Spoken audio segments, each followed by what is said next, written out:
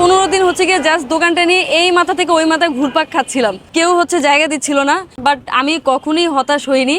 আলহামদুলিল্লাহ এখন আমার যথেষ্ট ভালো যাচ্ছে। আমি এই মানুষ রাস্তায় বিজনেস করব, অনেকেই অনেক ধরনের মন্তব্য করবে, আমি কিভাবে ফেস করব।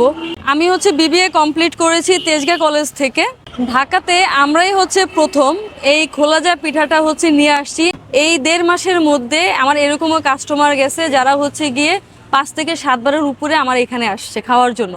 এর আগে একটা সার্ভিস সেন্টারে জব করতাম, ভাবলাম যে নিজে কিছু করব। তো প্রায় 4 থেকে 5 মাসের উপরে আমি টোটালি বেকার ছিলাম। আমার ফাইন্যান্সিয়ালি অবস্থা খুবই বাজে ছিল, তো টাকা পয়সা ছিল না। আমি আমার বান্ধবীকে শেয়ার করি যে আমার এরকম এরকম খুব ইচ্ছা, ফুড কার্ট দেবো। তখন আমার বান্ধবী তার উইলিংলি টোটালি ফান্ড দেয় আর কি। আমার এখানে পাওয়া যায় হান্ডি বিফ, হান্ডি হাঁস, সাথে রয়েছে নোয়াখালী চিটাগাংয়ের খোলাজা পিঠা, যেটা হচ্ছে হাঁসের ডিম দিয়ে বানানো হয়। আর আমরা হচ্ছে বাটা মশলা ইউজ করি, টোটালি ঘরোয়া একটা ফ্লেভার, অর্থাৎ মা দাদিরা যেভাবে রান্না করতো তাদের হাতের যে ফ্লেভারটা, ওই ফ্লেভারটা হচ্ছে তুলে ধরতেছি আমার এই ফুড কার্টে। বিসমিল্লাহ।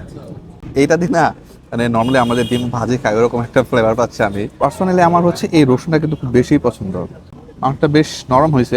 বিসমিল্লাহ। বিফটা বেশ ভালো লাগতেছে, স্পেশালি গ্রেভিটা এত ঘন। আগারগাঁ নতুন রাস্তা পরিসংখ্যান ভবনের সামনে একটা সোনালী ব্যাংক বুথ আছে, বুথের একদম সামনে হচ্ছে আমরা অবস্থান করছি।